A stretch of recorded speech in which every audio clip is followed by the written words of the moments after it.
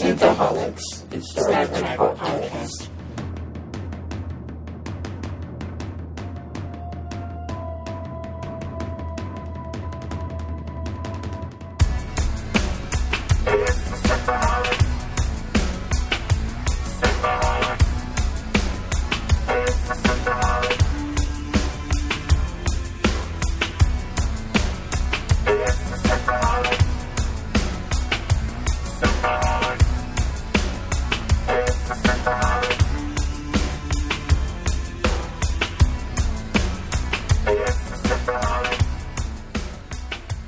Welcome to Synthaholics. This is your host, David Duncan, and we have a full house tonight. With me is Aaron O'Brien. Hello. We also have three special guests with us tonight. From Star Trek Continues and from the upcoming When the Train Stops, we have James Kerwin. You have two special guests, one mediocre guest. Oh, okay. I'll James, let you decide. Nah. He's talking about me. That's Kipleigh Brown. I didn't say that. You were implying it. I could tell. And we also have Lisa Hansell with us tonight. Hi, guys. This is going to be fun. It most definitely is. Well, thank you, all three of you, for coming on the show this evening. It's great to have all of you. You didn't introduce Kipleigh Brown. Oh no! And it's just that James Kerwin said something, and then Kipleigh said something, and I'm like, then we've got Kipleigh, and then yeah. Kipleigh Brown, mediocre Kipleigh. Oh man! No, we love Kipleigh. We're getting her tomorrow for Measure of a Man. I can't wait. Too. It's gonna be a good show.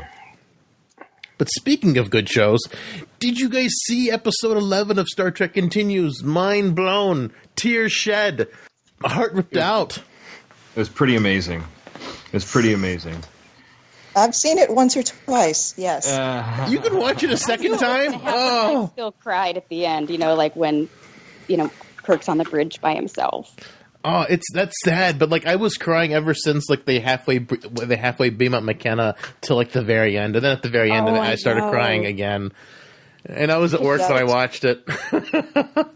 There's no point in stopping crying. At some point, there's just no point in stopping crying because you're going to have to start again. So just keep going. It just keeps going. It never stops. Trek tears are the most bitter. It was pretty amazing, and I got to just thank everybody here. Just that it's just a wonderful experience that you guys given us for Star Trek Continues. It's just so good. Oh, thank you. Who directed those couple of final episodes? Some hack?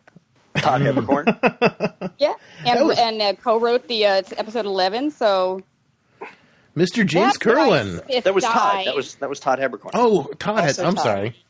There must have been a typo on the. So yeah, James Kerwin wrote and directed, or co-wrote and directed those last two episodes, which were fantabulous. Thank you. They blew me away. Especially seeing a two-parter in TOS, because I remember last time you were on, we was teasing that the next two episodes were going to be a two-parter, and I was like, wow, two-parter in TOS? That's never been done before, and it was done so beautifully. Well, wait a minute. Yeah, that's not true. That's not true. They cheated with the cage, but that's not really a two-parter. They just split up one episode. The Menagerie. The Menagerie. Absolutely. Yeah. It ended with to be concluded. And then the following week, they had a teaser, which was a captain's log recapping the previous week. And then it said The Menagerie Part 2. Yeah. I got to brush up on my TOS. It's a bit of a clip show, but... I think of the cage as a one episode, then they just kind of sandwiched it with some other stuff. So that's why I'm like, yeah, that's one episode, but kind of still great. It's still great. Technically episode. 3 if you think about it, with the original cage. Yeah, I guess. Well, that's the big question. I mean, is the original Cage actually canon or not? Because it was broadcast. It was broadcast in 1988 nationwide. So is it technically canon in addition to the Menagerie? It's the alternate universe. No, I mean, they could both work together. I mean, there's no reason they are not both. They kind of changed the context a little bit of the Cage. They changed the ending a little, yeah. I don't know. I still think the Cage is always that was always canon. I never thought that it wasn't canon. I mean, even if they changed the context a little bit in the Menagerie, I mean, doesn't really change it that much to make me go, well, throw that out. Right, Yeah. right. But getting back to Boldly Go, the 2-part, did you guys plan to do a 2-parter, or is that just the script ran that far that you're like, well, this should be a 2-parter?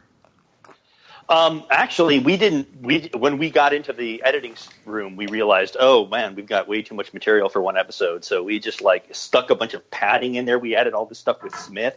I don't know. I mean, that was just padding. So it wasn't integral to the plot at all.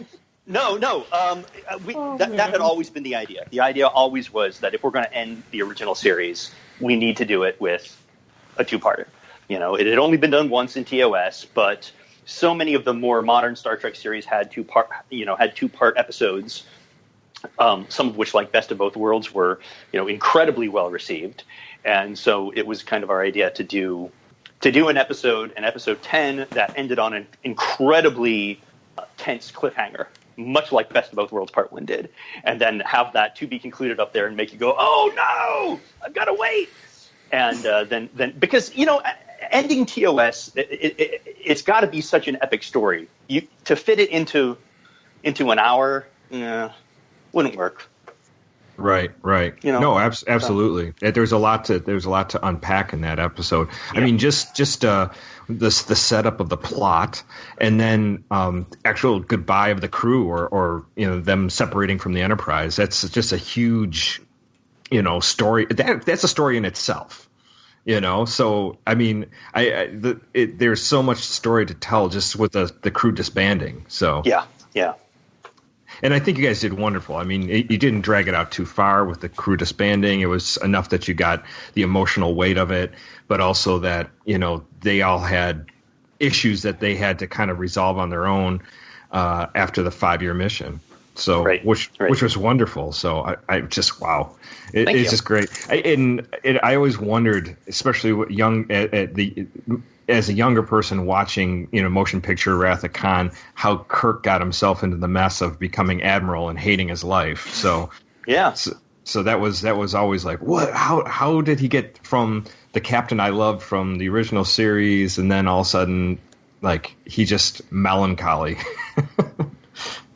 Right. Yeah. So that's really cool. And I mean, I don't know how you guys wrote that out, or how you figured out the characters like Spock's, emotional leaning to make his. He considered a bad decision. I don't know if it was just a mistake, but that kind of idea. I mean, did you guys really think a lot about how those characters made those bad mistakes, or not mistakes, but those decisions to say, hey, we should just leave the Enterprise and do our own thing for a while? Yeah, I mean, it was a long process. Rob, Vic, and I each kind of had our own contributions to the stories for 10 and 11. I think it was Rob around... Sawyer, just in case people don't know Rob Sawyer. Oh, yeah. Robert J. Sawyer, creator of Flash Forward, one of the foremost science fiction authors in the world today. He wrote the 2-part finale.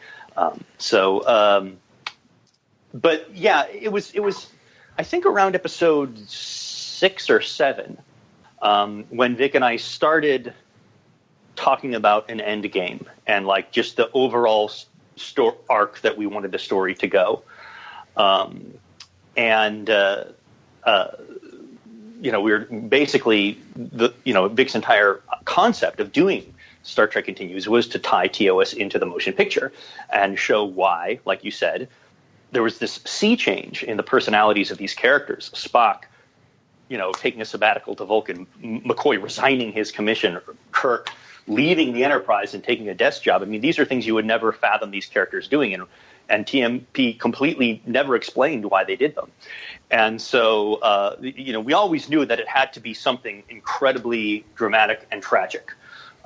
We knew that we wanted to kind of fulfill an idea that Roddenberry had been tossing around that never officially made it into canon, but he had been tossing it around back at the time, which was all of the other Constitution-class ships failed to complete their 5-year mission, but the Enterprise did. So we wanted to show that. And we wanted to have something happen that drove the big three emotionally.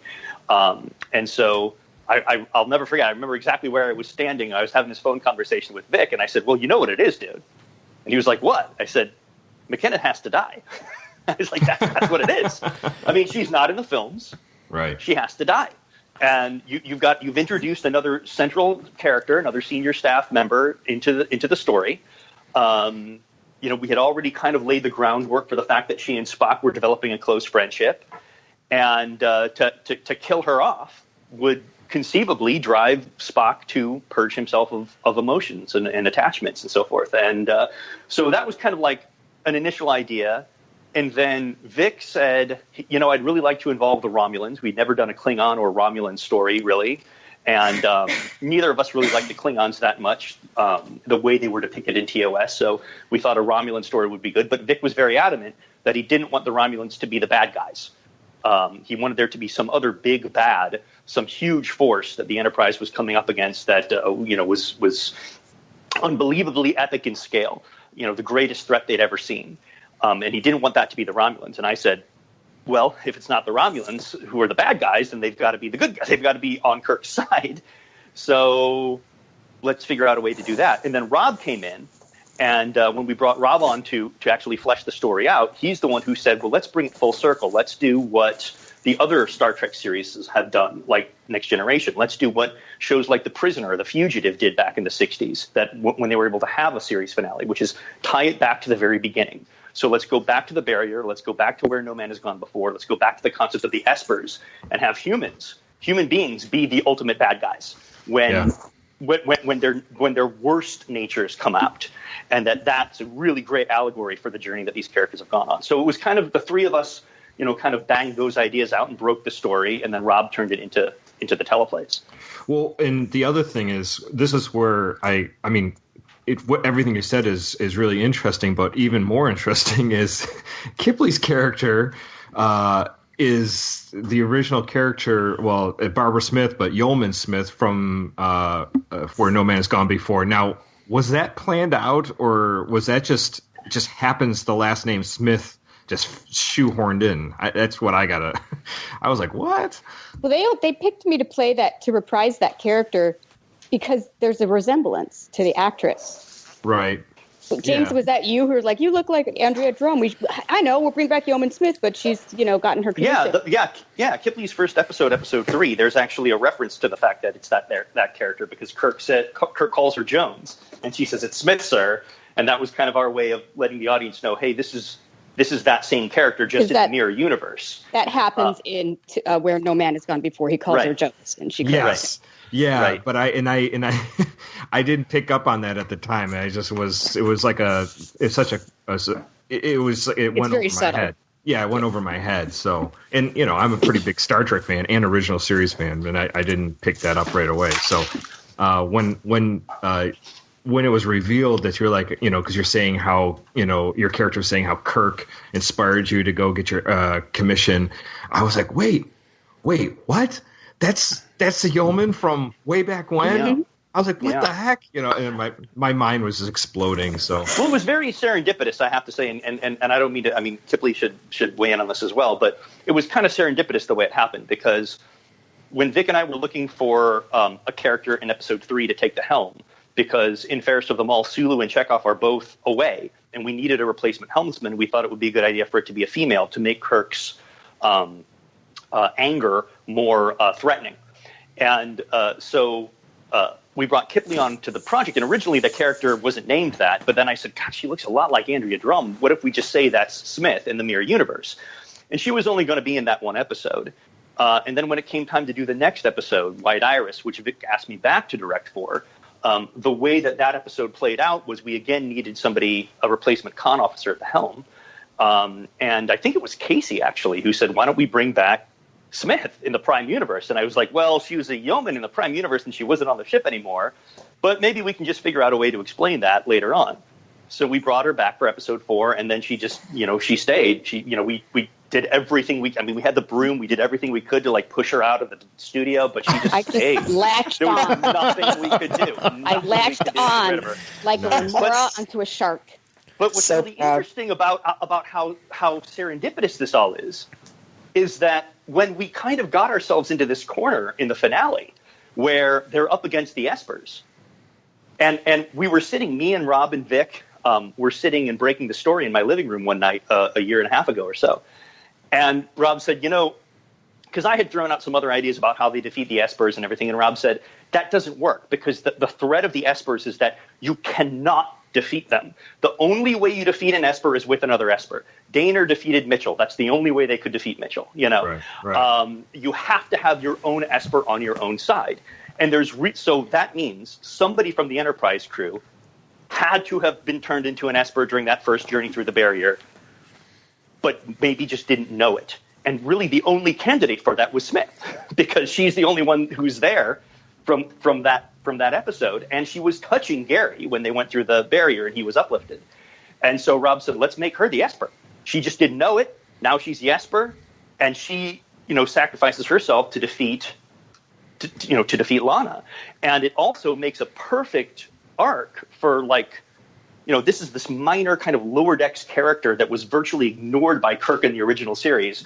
Turns out that that's the kind of person who can really step up and save the galaxy by the end. It's a great story. It's a great arc for that character, and it's a good.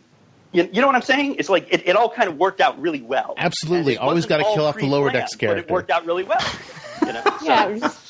Yeah, it just fell into place. It was great.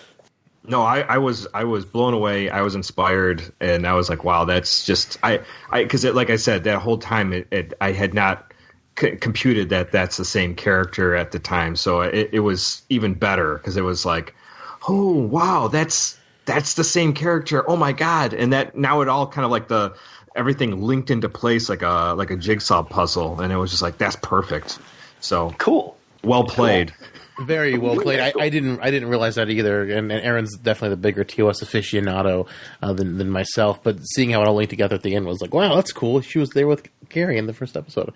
Got to rewatch that. I mean, it's also kind of a way of kind of like paying homage to Roddenberry's original vision, because Andrea Drum was supposed to be a series regular in the show, kind of his whole life. And if you look at the early NBC publicity materials, they're all photos of her and Shatner. Oh wow! And it was very much his concept was you've got the captain, you've got the alien first officer, and then you have this lower decks female character who is striving to get the attention of Kirk and the people in command, and he kind of just doesn't really even pay attention to her, but also we can tell some stories from that point of view. And that was actually the original concept. And then Drum left the show to pursue a film career, frankly. And so everything kind of shifted at that point, and they kind of, revised the way they were going to look at it. They did bring Rand on, but they didn't make her a series regular. So it was also a cool way of kind of going back and saying, hey, you know what, this is something that Roddenberry had toyed with and he had never actually got to do. Like the saucer separation, something that he always wanted to do, but never actually got to do it. And we wanted to do those things in the finale, And a Section 31 drop. I love Section 30. Well, it was dropped in episode 10, but I was just like, yes, I love Section 31 in all its incarnations. So I was so happy to see a Section 31 drop in TOS and Star Trek Continues. That was fantastic. Lisa, can you tell us about your point of view on all this for the last episode? Because we've never had you on the show before. Let's get you up to bat. By the way, I won't say it, but Lisa's on screen. Did you see her? She's yes, I saw her in the at Kirk's speech. And on the battle bridge. Oh yeah. No, he was in the. Wait, was he in the saucer section? No, the battle bridge. No, she was in the aux control bridge. Yeah, in the Star Trek. Oh, yeah. When I read the script and I read that part, I've always been too busy to be on screen or involved in anything else. As makeup supervisor, I just have to be everywhere and make sure everybody's pretty. So when I read the script and I read that part, I immediately messaged Vic and James and said, I want to do that. I want to be that person sitting next to Sulu who separates the saucer section. That's historical. That's the one thing I want to do. And Vic's like, whatever. So, yeah, we were shooting episode 9 along with parts of episode 11 a year ago, August, actually. Oh, No, 9 was in February. 9 was in February. Oh, I am so confused.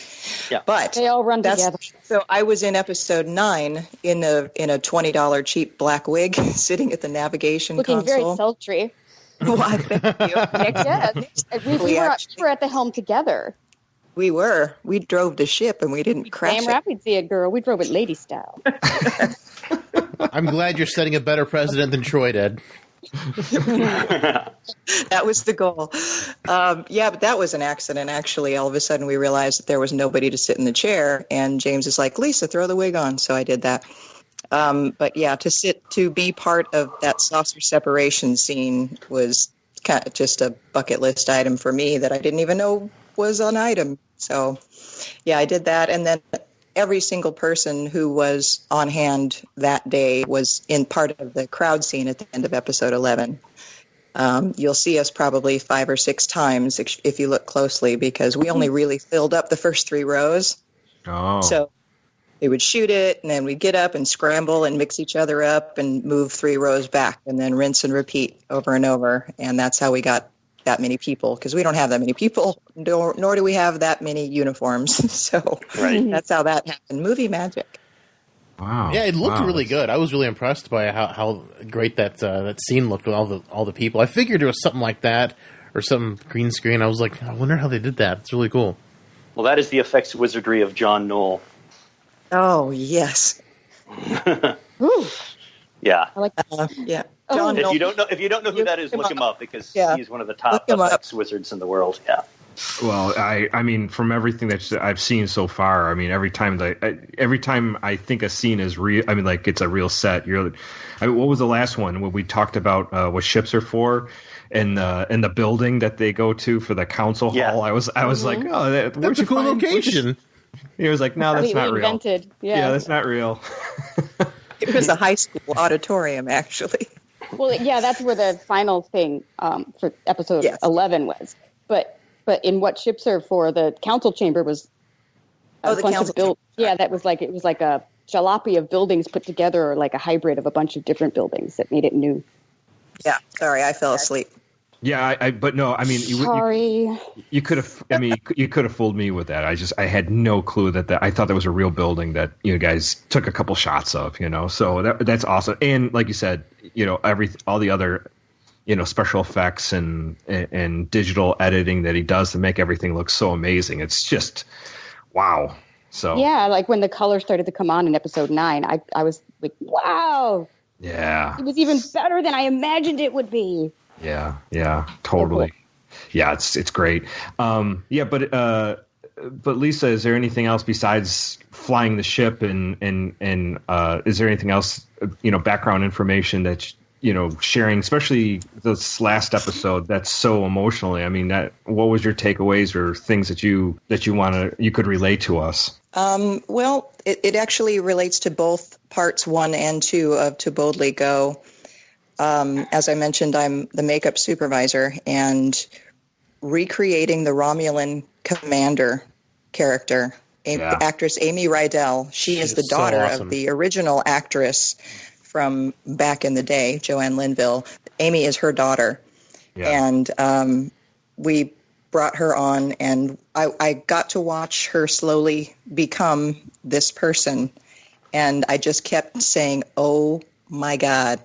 And she's looking at me like, what is your problem? I just kept telling her, the fans are going to lose it when they see you. Yeah. And that's exactly what happened. I run the social media for Star Trek Continues as well, so I'm kind of at the forefront of all of the fan feedback, and it was beyond overwhelming for both episodes to have this character come to life again. It is so striking. I mean, obviously, she's her daughter, but just the resemblance, and then, like you said, the makeup and the clothes and everything just brings that character. Like, I wouldn't, if you put them next to each other, I don't know if I could tell which one was which.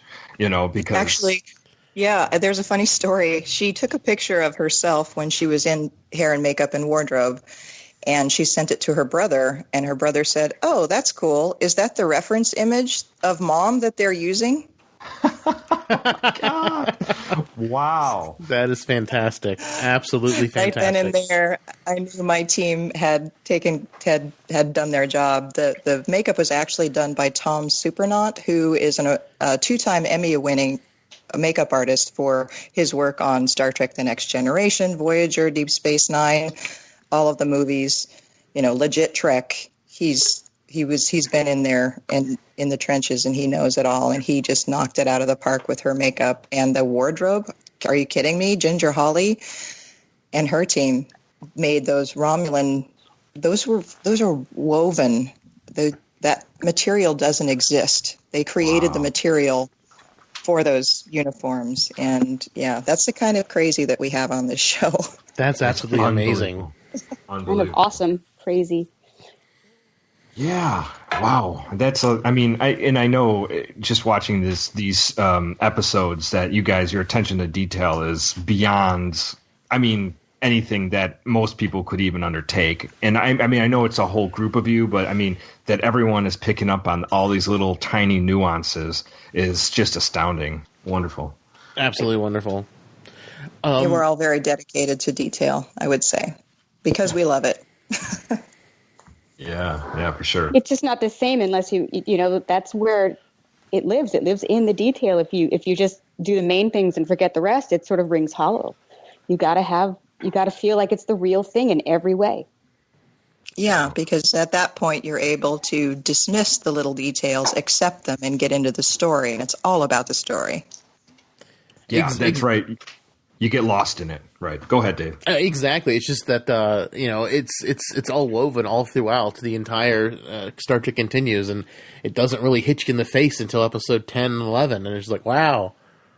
It's just how it all comes together, and it was so beautiful. So I think Michelle was the first guest I had on from Star Trek Continues over a year ago, and she, she's like, it's all going to be connected. I'm like, interesting. I wasn't seeing how it all fit together, and then it all fits together absolutely beautifully.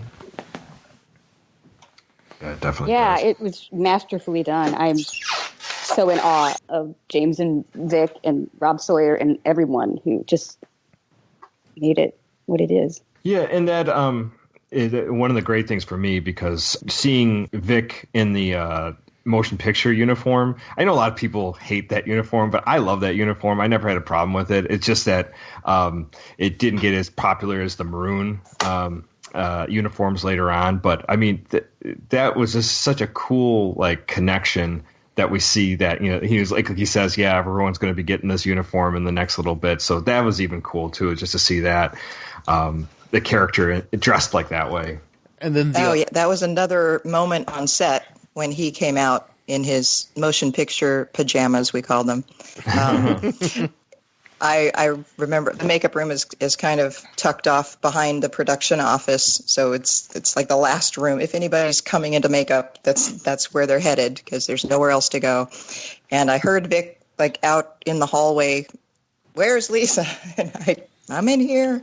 And he walked in, and I literally dropped the brush that was in my hand. Wow.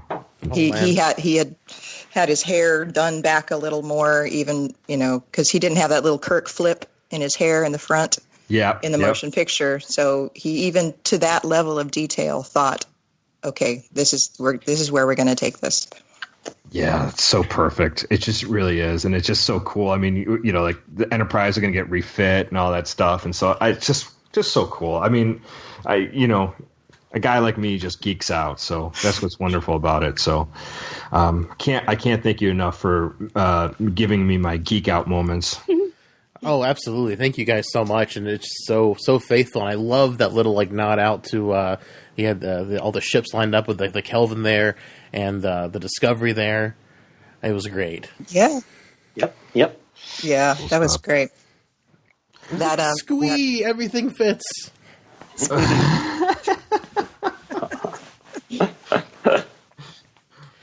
Well, yeah, we had to. Sorry. No, go ahead, James. No, Vic kind of said, it'd be great if Nagura's way of indicating to Kirk that the ship is going to be rebuilt and showing him what it looks like is just to point to a series of ship models on the back wall that Kirk can walk along and finally see the refit Constitution class at the end. because that kind of evokes, the golden ships in the conference room on Next Gen, and the ships on Admiral Marcus's office in Star Trek Beyond, Star Trek Into Darkness, and things like that. So we said, let's do that, but then we kind of had to think of, we couldn't do like the Enterprise D or Deep Space Nine or Voyager or anything like that. We wanted to pay homage to the various incarnations of Star Trek, but we had to stop with 2270, So we kind of thought long and hard about which ships we should include to represent the different incarnations and the different eras kind of Starfleet, and that's what we settled on. And I noticed there's the Discovery in that pantheon of ships as well. So that was kind of cool to see. Yes, and that episode was shot over a year ago. So we were pretty darn sneaky figuring out how to get the Discovery in there long before the show was out. Yeah, I was like, wow, how do they do that? Yep. That was cool though. It was really, really neat to see. Dave, do you want to say something? I actually got reached out to by someone working with Lisa about coming on the show to talk about When the Train Stops, which James and Kipleigh spoke with us when we had them on last time, just as a tease. But there's an Indiegogo happening at this very moment for When the Train Stops, and we'd like to hear what you guys have to say about When the Train Stops, because I'm excited to hear, but since you guys are collaborating with a lot of the same people as Star Trek Continues on this new project. Yeah. We are, yes. It's pretty typical, I would say, in the entertainment industry that when you find a group of people that you work really well with together, you stick with them. When one project ends and another one comes up, you start thinking in your mind, okay, who do I want to get for this or that, or as far as crew or talent, and you're going to always dip from the same well. If you know that the team worked well together and you put out quality stuff and you enjoyed working together, and we definitely do. So I was approached by Diana Hale, who is the wife of Michael Forrest, Apollo, in our first episode, Star Trek Continues first episode, and also in Who Mourns for Adonias. We routinely go to their place for Forestinis. And a Forestini, you guys will love this. A Forestini is a martini made by Michael Forrest. Ooh. Dave's there. Dave's there for sure. Can I sign up? But the ingredients can change as long as it's made by Michael. It's a Forestini, right? Absolutely. It's whatever he has in his kitchen, but it's still a Forestini. I'll drink it. Sign me up. So ever since he was a guest star on our first episode 5 years ago, we've gotten together with them, their family. So we get together probably monthly and have Forestinis and catch up.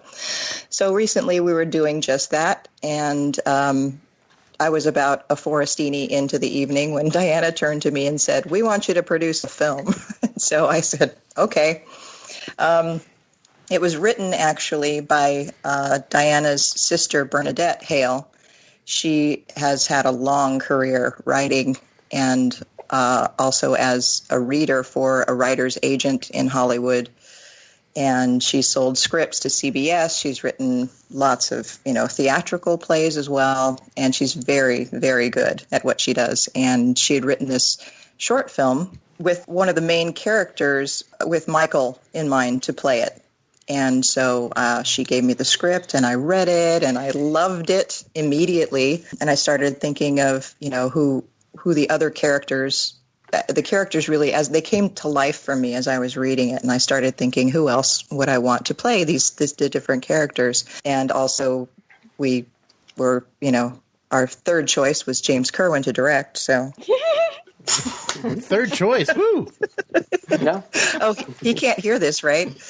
I think he's on the call. So we got James on board through blackmail, and we have Vic Mignogna. Our Star Trek Continues Captain Kirk, Vic Mignogna, will be playing Sheriff Crow in When the Train Stops, and John Delancey will be playing a character called Jason Booth. I don't want to give too much away, but it's kind of like Q, you guys, not Q. He's not going to do Q. okay? Just so you know. Oh, you're not going to be cute? Like you. But he could be, but we just don't know because he doesn't reveal himself. Not necessarily going to play Kip. It could Working be. out the contracts now. Just kidding. So, John, I got to know him from our 9th episode of Star Trek Continues, and he spent a lot of time in my chair being painted orange. So I approached him, and he absolutely send me the script. I'll read it, and he was on board. And then Kipleigh Brown will be playing Deputy Karen Blake. Much to James's horror. Woo! Kipleigh! James will get over it. And another character is probably one you haven't seen too much of. His name is Darren Jacobs. I've worked with him on a couple of projects, and he's straight out of the Royal Shakespeare Theatre in London, and he's amazing. And he came to Hollywood, and he's just like every other actor, struggling to find roles and work. And he blows me away every time I see a performance of I forget that I'm working. I just get into the story, and I can't. His performances just are staggering. So I cannot wait for everyone to see what he can do in our film. That's awesome. Yeah. Does that mean that I have to be actually try to be a good actor in this too? Well, there's no point in trying. I mean, that's pie in the sky, Kipliegh. Especially with bad directing. I mean, what can an actress do? Yeah, exactly. You're right. Oh man, don't cut yourselves off at the knees. You got schooled, son. So it's a day ending in Y. So for when the train stops, I mean, is everything already filmed, or is it or is there still production being done for this? Yeah, I filmed it all. It's done. Anyone mentioned it's a short film. Just to let you know, it's not a feature length. It is a short film. James shot it on his iPhone. I shot it on my iPhone, yeah. Uh-huh. We have not. We're in pre-production now. Where, as you mentioned, we have an Indiegogo campaign. Go to Indiegogo and look up When the Train Stops. We are currently 56% funded. Yay! With about 20 days left to go. Yeah, and once our Indiegogo will wrap up on December 5th, I believe it is, and then we can actually really dive in and get our location set, get everything needed to begin production. And that's the fun part. I can't wait for that part. That'll be great. And the link for the Indiegogo will be in the show notes below. So if you find the show, look for the show notes, and there'll be a link right in there to find their Indiegogo. Or I'm sure you can easily find it just by typing into a Google search, When the Train Stops, Indiegogo. And go to whenthetrainstops.com, and there's a big button right there on the front page that says donate, and you go right to Indiegogo.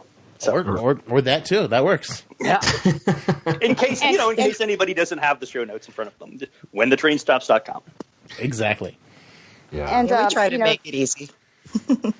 If you want to know sort of the flavor of it, it's because here's a bunch of sci-fi nerds making something which in this case isn't so much a space adventure. This one is more like the Twilight Zone. Like a psychological adventure. Yes. I like the psychological. Very much so. Yeah, that sounds awesome. Yeah, a little bit of a twist there. We did a preliminary table read that brought it in at about 15 minutes. It's 17 pages long. Of course, it's hard to tell at this point, before it's filmed, how long it's really going to be. Needs to be edited.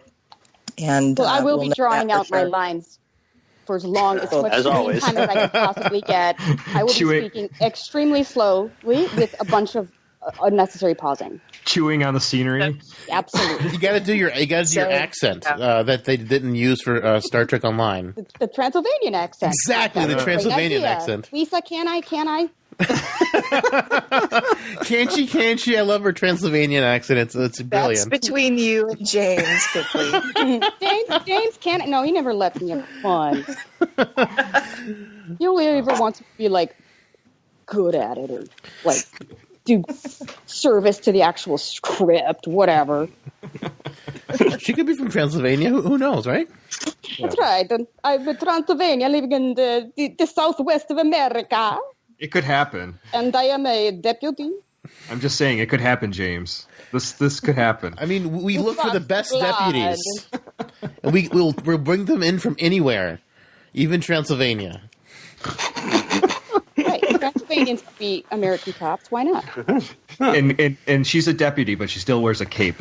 So absolutely. I turned into a bat at one point. Well, don't right? they all?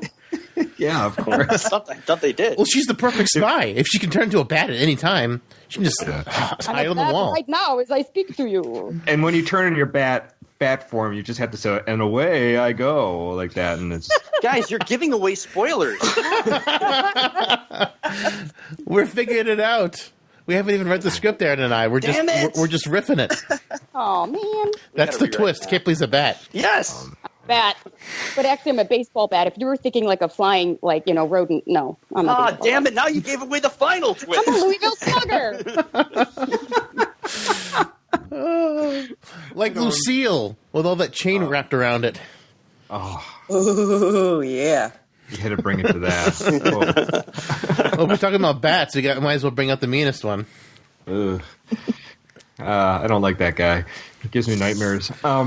Yes, this is but this is going to be cool. So I am excited because there's been on my mind lately that there's so much good content people are producing, and they're just doing it on their own, like you guys are doing, and you're not like waiting for anybody to give you a green light. You're just like, hey, I got this great script. Hey, I know this great production crew. Hey, I know a director and I know actors, and you guys put it together yourself. I mean, obviously you did this with Star Trek Continues, but with this next film that you're putting together, it's just such a cool thing that's happening. For people like you that are so creative and just have these brilliant ideas. So I just think, is there anything that you, obviously it has more of a burden on it as well, that you have to do so much work and do all the promotion and get all the funds together. But is that liberating for you, or is it just another song and dance as well? Well, the sad reality is that in this day and age, the industry is... Sorry, break someone's neck? Yeah, what's going that wasn't on? Coming from me. That wasn't from here. But the sad reality is that the industry, there's so much going on now. It's not just, television and movies anymore. There's all kinds of alternate media. And, it used to be a time when you could watch every show that was on TV because there's only so many channels. And now there's just so much content, so much stuff. And it's hard to be noticed.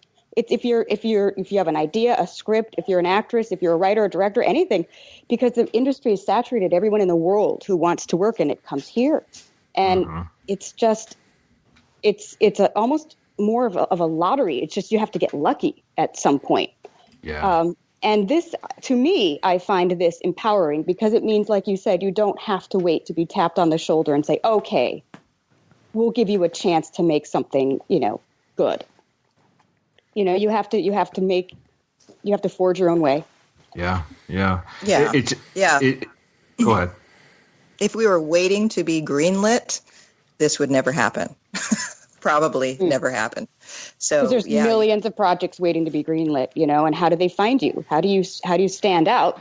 Exactly. And there are platforms like Kickstarter and Indiegogo where you can, if you prove yourself, you can get yourself funded, and the technology is there, and the online platforms are there, so you can self-distribute your product when you're done with it as well. There's just no limit anymore, which is awesome. I think it's awesome, and it really makes for a good pool of content out there because it's up to you. It's your skin in the game. Get in there, make it yourself, get it out there in the world, and, no one is holding you back.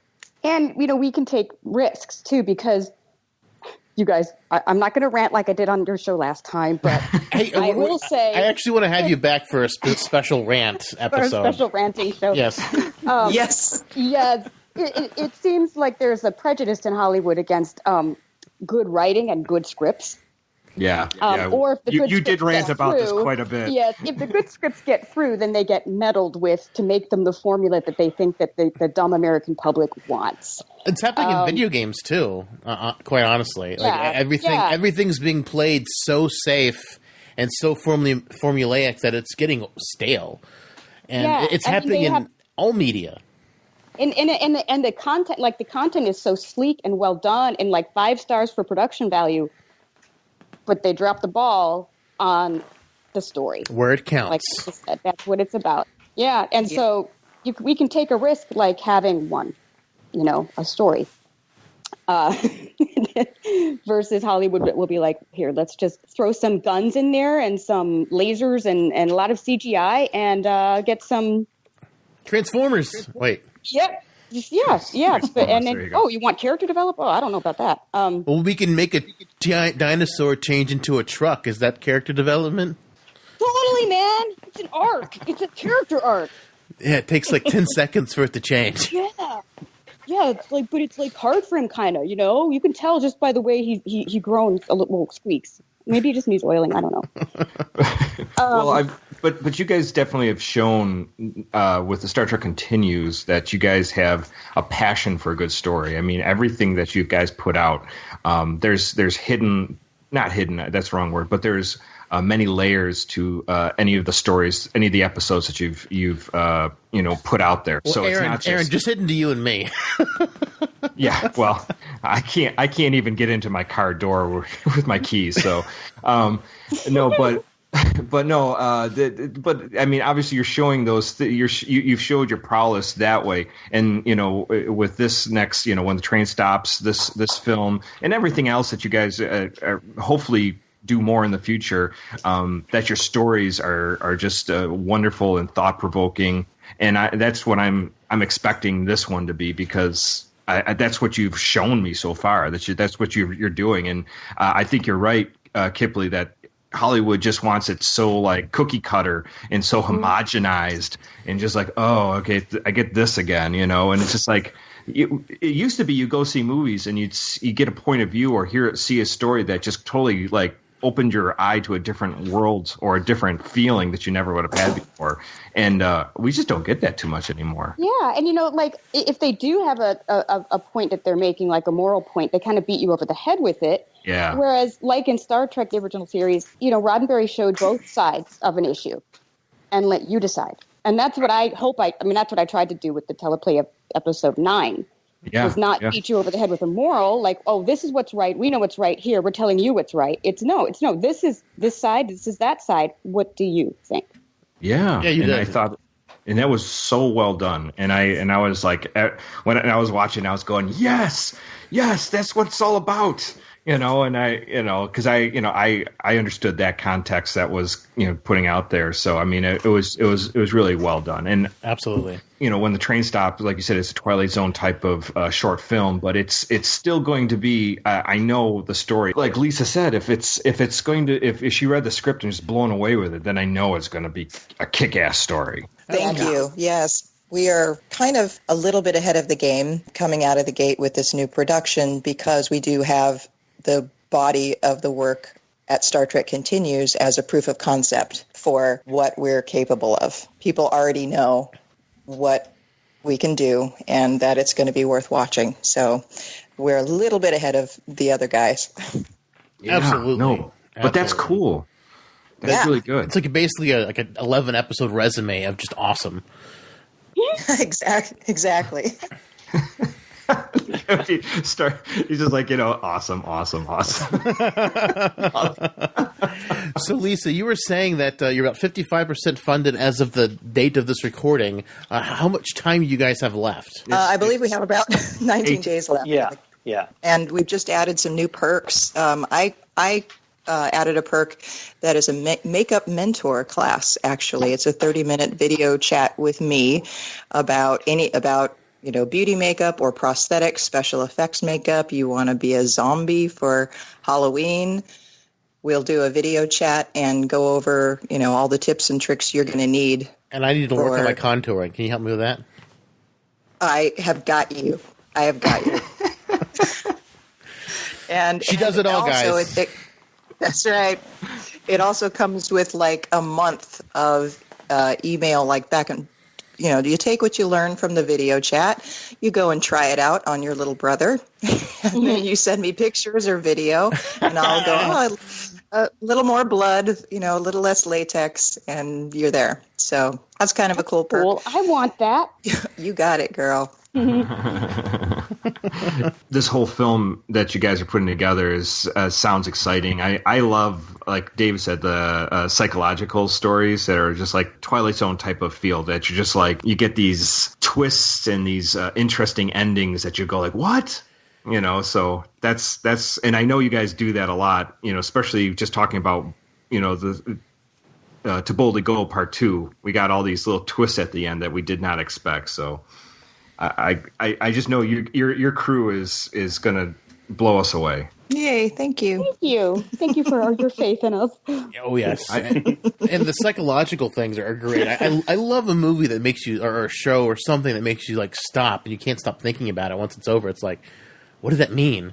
Or like, how did that happen? And it's great to be able to think about stuff and analyze things and talk with people about it on a philosophical level. Yeah, exactly. I think that's what good entertainment should do. I mean, there's nothing wrong. Here I go again.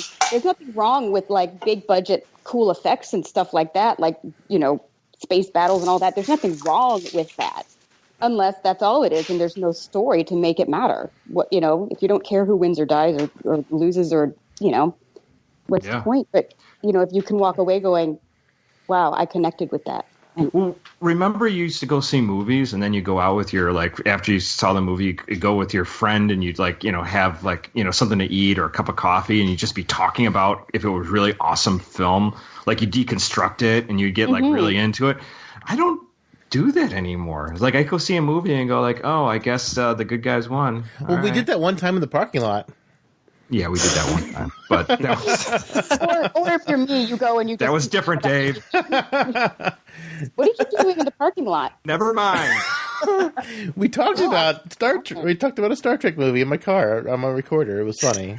Was that all? We smoked up the windows. People were checking on us. Those records are sealed. Car windows fogged up by the time you were done. They were. 10 minutes in, they were fogged up. All right. Now that's passionate Trek stuff.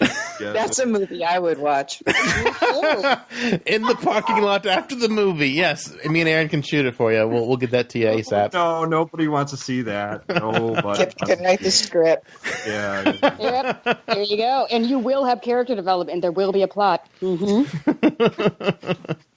the fog on the windows will have a background story. Wow. This is interesting. That's deep. But that's, that used to be a thing. Like people would go see movies and be like, wow, that character when they said this. I mean, this is the only thing that's literally, I've finished watching season 3 of Twin Peaks, and I've had multiple deep conversations with people about that.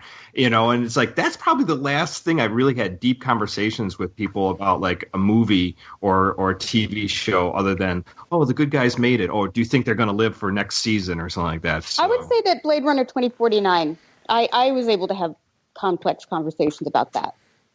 Yeah. That one surprised me in a really good way. Because it had all the big budget stuff, but also a really interesting, complex story that was a great, as opposed to, and wait for it, Alien Resurrection. Covenant. Oh, man. I thought it was Covenant. Which was terrible.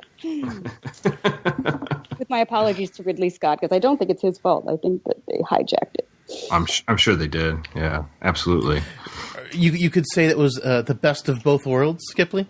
Yes, I could say that very much so, yes. I like it. Are we going to start dropping in all, like, Star Trek Next Generation titles? Yeah. Oh, you've just made my inner light shine. Oh, thank you. Oh man. Does When the Train Stops have a schizoid man? Oh, yes, there you go. Wow. Are we getting derailed? Oh man. Yes. And then Firefly Train episodes. puns and Trek puns. The train job. Train Trek. Train Trek. That's it. Perfect crossover. So should I call this episode To Boldly Go When the Train Stops? How about you can call it whatever you'd like. Stop when to boldly stop the train. To boldly stop the train, go. Oh, man. That's just confusing. My brain is broken. A little bit of Yoda speaking there, since Go wasn't in the earlier. But I was actually speaking with James the other night, and he's also said he Wait, what? No, yeah. We've spoken off the podcast. Shockers. What? Was that your doppelganger? That wasn't me. That was my twin brother. Who was I talking to? It was the dew on the window. The fog on the window in the parking lot of a movie theater. Yes, yeah. We were talking and the other night, and we got into a little bit of a conversation on RUR Genesis, and he was letting me know that he himself and Kipliegh are going to start pushing that in 2018. Yeah. Well, yeah, there are some developments on that you can stay tuned for next year. Right now, I'm focusing completely on finishing up a couple of behind-the-scenes videos for Star Trek Continues, and then doing Train early next year. But we've got some cool RUR stuff that looks like it's going to happen next year as well. So, kind of going back to revisit that. That's awesome. You didn't tell me that. That's great. Oh, I got the inside scoop? Yeah. Oops. None of your goddamn business, Lisa. Oh, wow. Oh, wow. Wow. I just said the S word. Sorry. Oh, you can say whatever word. You can say whatever word you want, Kipliegh. Oh, man. So, I absolutely adore the RUR short. I've probably seen it a dozen times, and I need more RUR Genesis in my life. So, anything, once there's more news on that, I want you back on here so we can talk about that news, because I want it. I need it. And your viewers can see the short as well if they go to rurfilm.com. Yeah, I mean, it was an interesting thing because we made that short film in order to develop it into a feature about 4 years ago. And that was when, because Vic is in the short as well, and that was when Vic first asked me to come on to Star Trek Continues. And we ran into some complications turning our UR Genesis into a full feature, and so kind of put that on the back burner for a few years, focused on Star Trek Continues, and like I said, now focusing on Train coming into this next year. But then, looking forward after that, that's kind of my next thing to knock off. And I will definitely keep you guys informed as to the things that are happening with it, because hopefully, knock on wood, there are some pretty cool things. Some good timing is falling into place right now. So we'll see. We'll get to see Kipliegh with some cool laser rifles. Yes. Well, Yeah. well, subject to contract negotiations, yes. And laser bats. Laser bats. Laser Yes. bats. I turned into a laser bat. There you go. Yes. Absolutely. Very cool. Absolutely fantastic. Lots of great things on the horizon now. Star Trek Continues has come to its conclusion, and we've got When the Train Stops and hopefully RUR Genesis in our nearest future. And that is so very exciting. Everything I've seen from these guys, it's been absolutely amazing. You guys do beautiful work in all its incarnations. I actually watched yesterday was a lie a couple months ago. That was another beautiful film that James directed and Kipliegh was in. I highly recommend you guys check that film out as well. Thank you. Thank you. Yay. Hooray. All right. Is there anything else that y'all would like to go over with about When the Train Stops? Folks can follow us on social media. Yeah. We are on Facebook, whenthetrainstops.com, also on Instagram by the same handle. And on Twitter, we are at WTTS Movie. So please follow us because, it's fun. So we can Sharing get is Get on board sharing the is train, caring. y'all. all our updates. All aboard, y'all. All aboard! So where can we find all of you guys on the social media? You're going to find me on Facebook, but I haven't checked it in like 4 years, so I should just take my account down. Kipliegh speaking. I'm afraid of Facebook. But I am on Twitter. I think I've, since 2011, I think I've tweeted 128 times, guys. That's pretty epic. I'm pretty active, but I'm, oh my God, what is my handle on Twitter? Either at Kipleigh Brown or at Kipliegh. No, it's at Kipleigh Brown. Okay. And you have a website where you have some of your art and whatnot. Cool. And that's Kipleigh.com, Kipleigh.com. synthaholics.com. Thanks, Mom and Dad. Thanks for the name. Thanks for the spelling. Okay. It's a really weird name, but I own it now. No issues. Yeah, you just got. No, actually, I actually appreciate it now. When I was a kid, though, I was like, no, I want to be Caitlin. Oh no. You could never find those mugs or keychains with your name on them. No, that ship sailed a long time. Oh my God. Fantastic. How about you, Lisa? I have so many Lisa mugs and Lisa keychains. On social media, you can find me on Facebook, Lisa K. Hansell. Also on Instagram, Lisa K. Hansell. And I only tweet via the Star Trek Continues account and the When the Train Stops account because I'm pretty much social media overloaded. Gotcha. Oh, no doubt. Yeah, makes sense. Perfect sense. And James, you can't find anywhere. Nope. He's incognito. Yep, that's right. No, you can find me at VICMIGNOCK.com on Twitter. And Well, that's an interesting way to spell James. It's Gaelic. no, just James Kerwin on Twitter and on Facebook. The handle's the same, just my regular name, or jameskerwin.com. Where all the magic happens. Yep.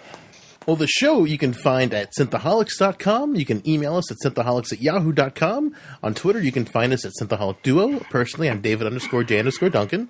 Aaron is at Blackbird 2004. And hey, if you have a chance, go on to Apple iTunes, rate and review us there. Give us preferably 5 stars and say nice things about us, because we would say nice things about you if you weren't in the room. Also, if you have a chance, we can go to our Patreon, Patreon.com/Synthaholics. If you have $1 a month, what's that to help us give you great guests like we have here? We have with James and Lisa and Kipliegh. So what more could you ask for?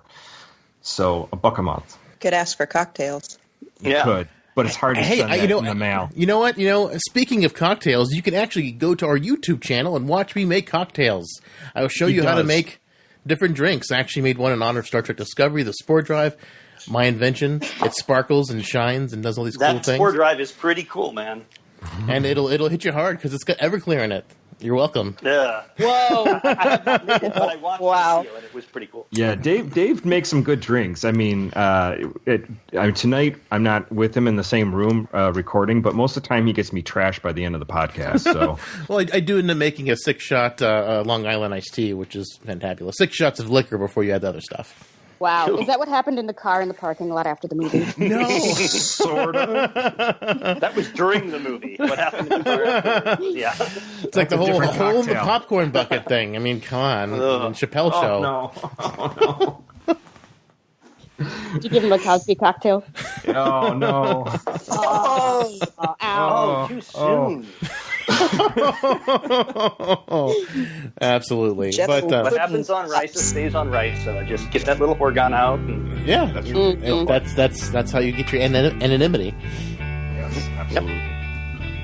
Well, thank you all so much for listening. Thank you, Aaron, for joining me, and thank you, guests Kipliegh, James, and Lisa. Thank you for coming on and spending some time with us this evening to talk about Star Trek Continues, When the Train Stops, and Are You Our Genesis. It's been so great getting to talk with you all.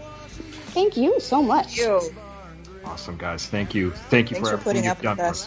Oh, no, jeez. You guys are awesome. The bickering is great. It makes us feel right at home, Aaron. Yes, it does.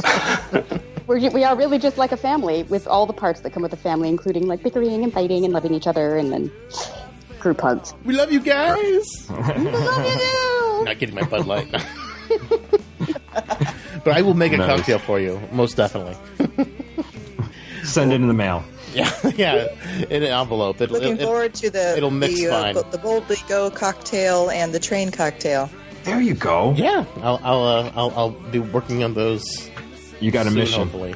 You have to work on the Alien Resurrection cocktail, and it's got to be terrible. Oh, like it looks like there's alcohol in it, but there's not. Oh, it's just cranberry and at the juice. end, yeah. You and should work you're on getting something that you're not. Yeah. You guys need to make a Lieutenant Smith cocktail from, There you go. Yeah, it's got 2 big glowing orbs on it, and then it also has her eyes. Great. Oh, man. Wow. and a big blonde hair coming out of it. Oh man, it helps strain the liquor. It's great. Well, thank you all for listening. Live long and prosper, one and all. And we'll blow shit off pants. You're the best drinking friend I ever had. Awesome. I thought we were. I didn't know we were recording. No. I thought the show was over. All right. It was like a hair away from being over, and stuff just started happening. Great job, Jim. Crazy. I mean, Aaron and I will do that ourselves sometime, where we're like, "Oh yeah, we're done," and then we keep talking, and then, "Oh yeah, no, we're done for real now." Yeah, so it happens. No big deal. That's when the good stuff happens. Absolutely. When you think the mic's off. It's when the best stuff happens.